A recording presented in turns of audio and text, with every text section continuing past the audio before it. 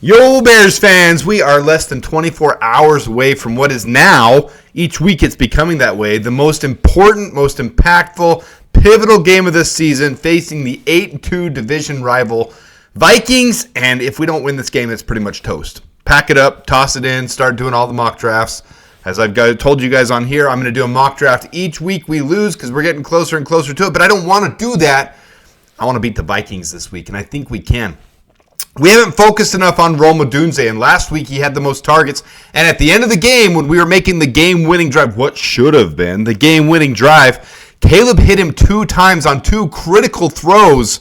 Really important to be able to get the first downs and move the sticks. Both times, Rome was really crucial in that.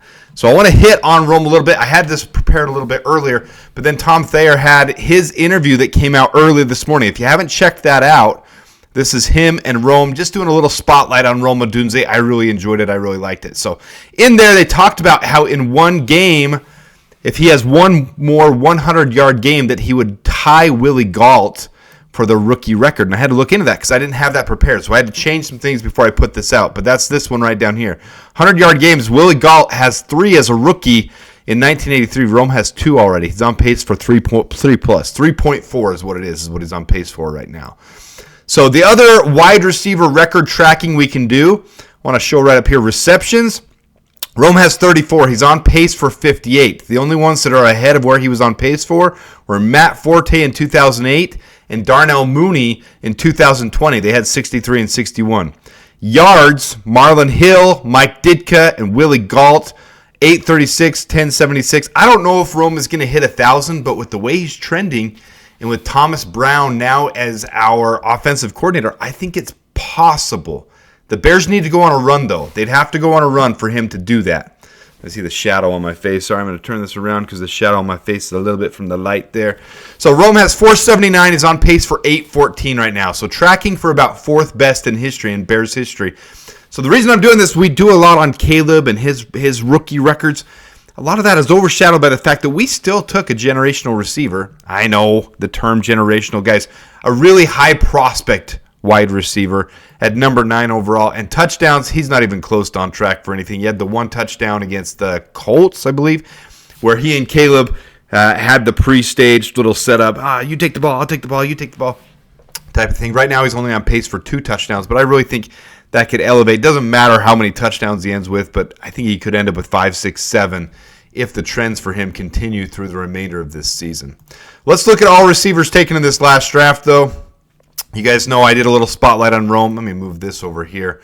Before the season, before the draft, he was one of my highest prospects. He's from Vegas. Spent some time on the farm with his dad in Utah, where I grew up. So I like a lot of the backstory of Rome Odunze, but a very high prospect, 9.92 RAS score. And coming out, I had this here for everyone. This was his last year in college. 6 foot 2.7 inches, almost 6'3", 212 pounds. Low drop percentage, high contested catch rate.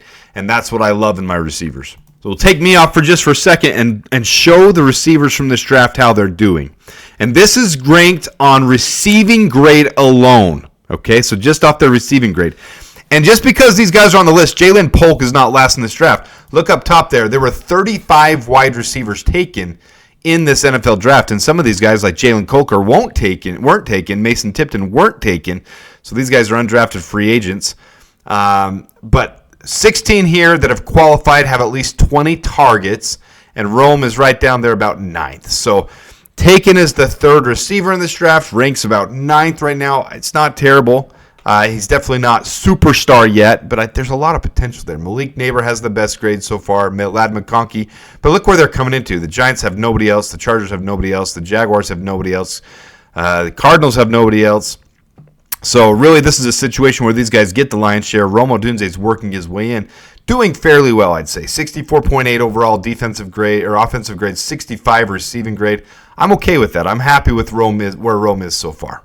And then here's just a little highlight of his individual games. You can see he has the 2 100-yard receiving games here. First one against Indy, second one against Arizona. This last game, though, getting right back up there with the targets. He had 11 targets against Indy, 10 targets this last week. His share is starting to go up. They're starting to put more faith in him.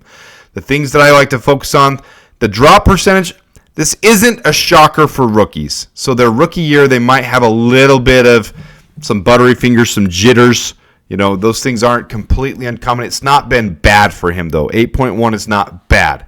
So he's had a couple of drops, but his contested catch rate is right up there. This last game was really good. 3 contested catches, 2 of them right at the end of the game. 2 really important catches that he came down with to keep the Bears on the drive. But here's what I want to show why I think the Bears might be starting to push Rome a little bit more. Look at his trending targets. Targets are a pretty big indicator of who your number one receiver is on the team. And right here, week 2 and 3, this is Keenan Allen. I know this is really small, so the blue is DJ Moore, who has the most targets this year for the Bears.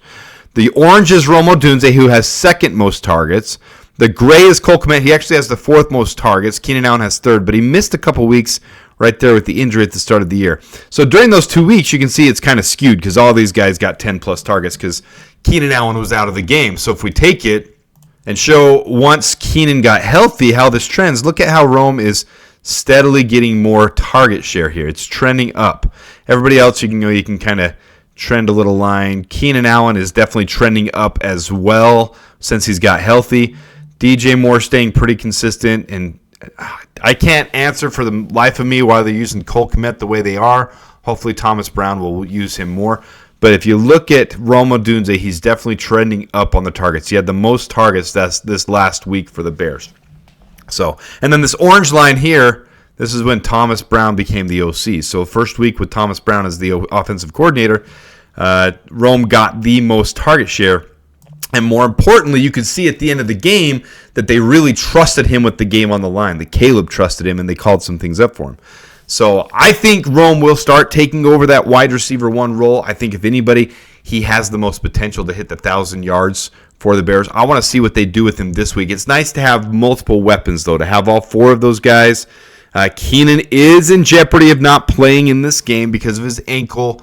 Sounds like he will go, but I'll keep you updated on that before the game. I am going live for the game tomorrow, so please tune in, those who are considering it. Look forward to having you there and having some fun. This is just kind of fun for me to track where Rome is. Let me know what you guys think about Rome in his first year, though, how he's progressing, what you think about him as a receiver. I really love having a big body X receiver. If I went back, people are doing the redrafts right now. They're redrafting everything, saying what they would do if they did it all over again. Some of the Daniel Jeremiah, some of these guys, they're taking Caleb as the 3rd quarterback. I don't agree with that at all.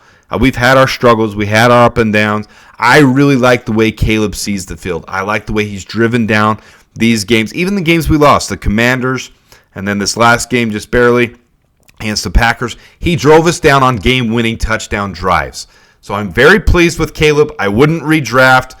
If we could trade down, you guys know how I feel about that, but you can't move back in the past. Here we are, and I'm really glad we grabbed Rome. A lot of people are saying they wish we would have taken an offensive lineman, number 9 overall. I think they're going to see we've never focused on the wide receiver like that, and Rome and Caleb for the next 5 years at least is going to build cohesion that these guys are going to take the Bears offense to a new level we haven't seen before. So I wouldn't take it back. I like Caleb at 1. I like Rome at 9. Let me know what you guys think, though. Less than 24 hours away from the game. The Bears, and bear down.